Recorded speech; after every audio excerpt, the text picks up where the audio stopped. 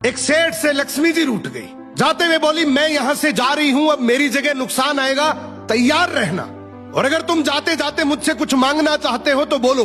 सेठ बहुत समझदार था, बड़ी विनम्रता से बोला, माता नुकसान आ रहा है तो आने दीजिए, बस मुझे आप एक वरदान दीजिए कि मेरे परिवार में हमेशा सुख शांति बनी रहे। लक्ष्मी जी मुस्कुराई, तथास्तु कहा और वहां से चली गई। अब उस सेठ की 4 बहुएं थी। कुछ दिनों बाद सबसे छोटी बहू खिचड़ी बना रही थी। उसने खिचड़ी में नमक डाला और अपने काम में व्यस्त हो गई। तभी दूसरी बहू आई और उसने खिचड़ी को बिना चखे ही और नमक डाल दिया और वो भी अपने काम में व्यस्त हो गई। ऐसे एक एक करते तीसरी और चौथी बाकी की 2 बहुएं भी आई। उन्होंने भी खिचड़ी को बिना चखे ही उसमें नमक डाल दिया। अब रात को सबसे पहले सेठ खाना खाने बैठा। जैसे ही उसने खिचड़ी का 1 चम्मच लिया, उसे महसूस हो गया कि इसमें बहुत ज्यादा नमक है, और सेठ जी तुरंत समझ गए कि नुकसान आ चुका है। किसी से कुछ नहीं कहा, चुपचाप खिचड़ी खाई और चला गया।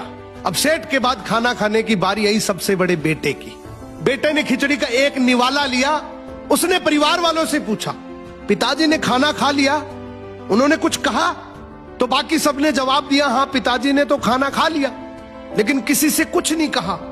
तो बड़े बेटे ने भी चुपचाप खिचड़ी खाई और चला गया।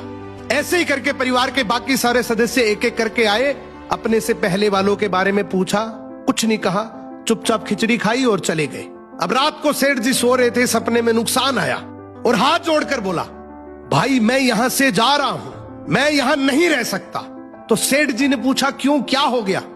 नुकसान बोला, तुम सबने मिलकर 1 किलो नमक खा लिया, पर मजाल है कोई किसी पर नहीं चिल्लाया, किसी ने गुस्सा नहीं किया, सब शांत रहे।